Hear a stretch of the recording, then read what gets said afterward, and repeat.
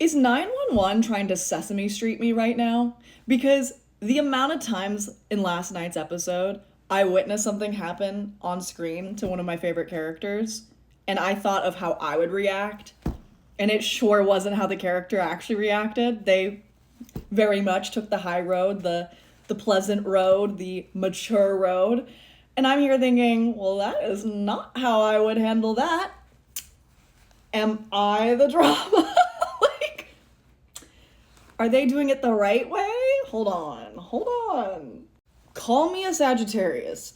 If all my loved ones and coworkers forgot my birthday, I would be a menace to society. Like,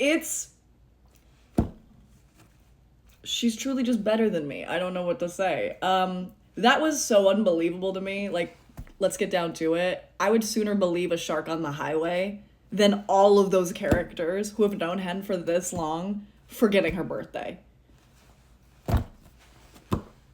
Anyways, I thought the overall theme of the episode was very cute. It's a cute message. I liked the guest star. I forgot his name already, but the kind of loser guy who we all felt for. I was like, oh my god, I feel so bad for him. He's having like the most extended, worst day ever. And I felt so depressed by his storyline, only compounded by Hen's.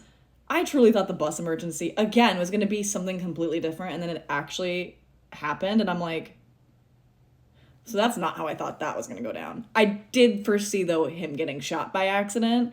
I'm really glad he didn't.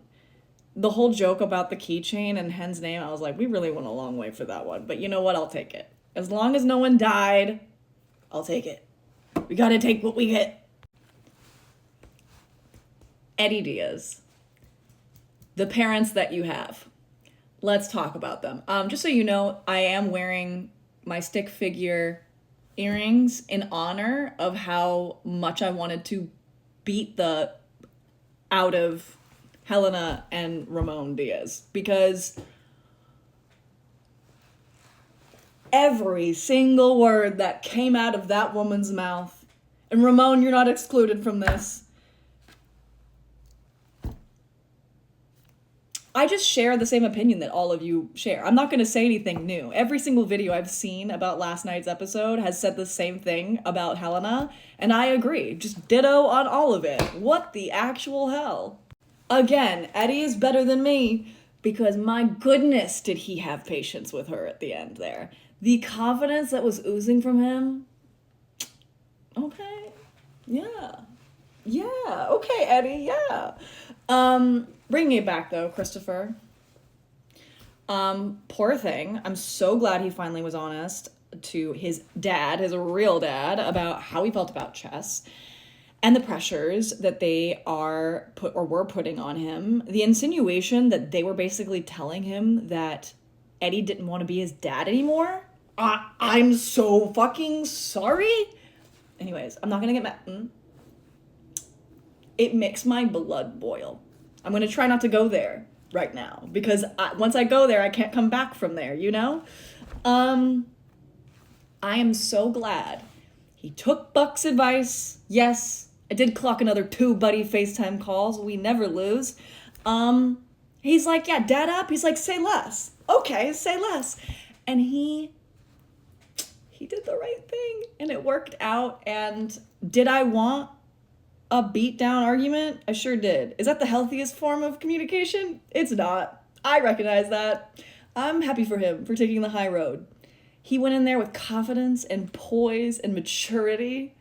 Yes, it's so hot. Like, oh yeah, take control of the situation, but do it in such a way that your mom can't say anything about how you went about it. That is, honestly, that's professional work. That is professional work right there. When Christopher was like, punch it, dad, I was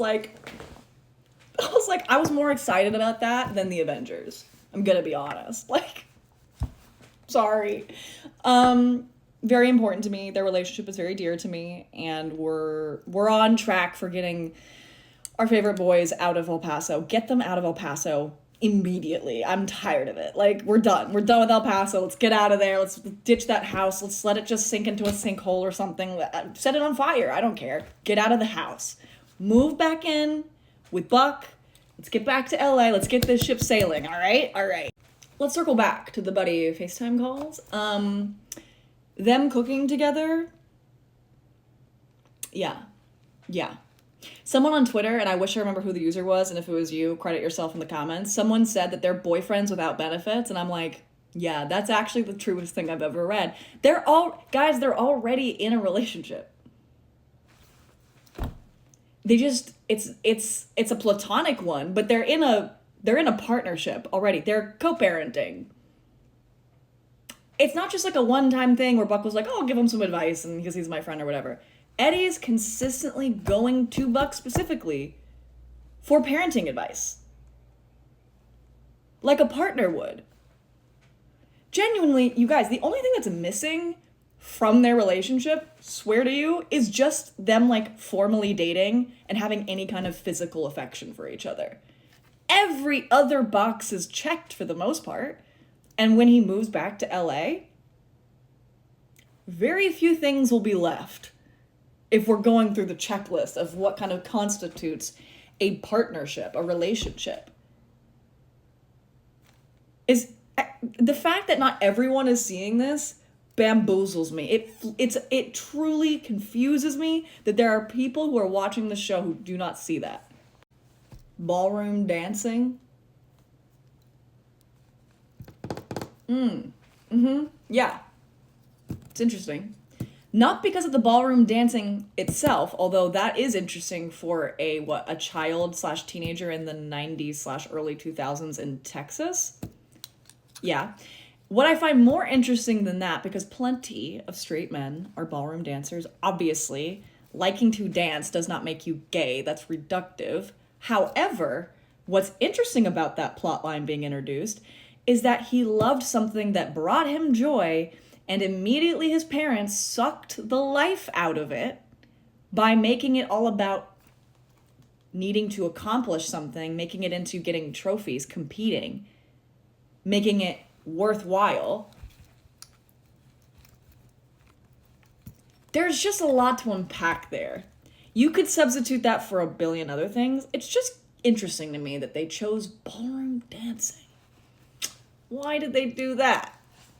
How they're paralleling Christopher and his learned behavior of like, oh, I have to do things a certain way to earn the love of like my guardians, my parents, my grandparents, is exactly how Eddie was raised. And it makes you wonder, did he just immediately start performing and entering, heterosexual relationships because that's what his parents expected and that's how he earned love and respect in his house? Makes you wonder, doesn't it? Anyways, word on the street is some of y'all are closing on gay Eddie and Buddy Cannon. I'm here to tell you that's weak. That is weak behavior, all right? Take it from a fandom veteran. I'm older than a lot of you guys in this 911 fandom. I'm almost 30. I turned 30 this year. In case any of you were wondering how old I am, I'm 29. I've been around, okay? Closing on Buddy? On gay Eddie? With this much evidence in canon? Is weak sauce. I'm gonna need you to pull yourself up by the bootstraps and get back in the trenches with the rest of us. We will not tolerate this level of weak sauce behavior, okay? Take it from... You do not know how good you all have it. I have been queer baited so many times.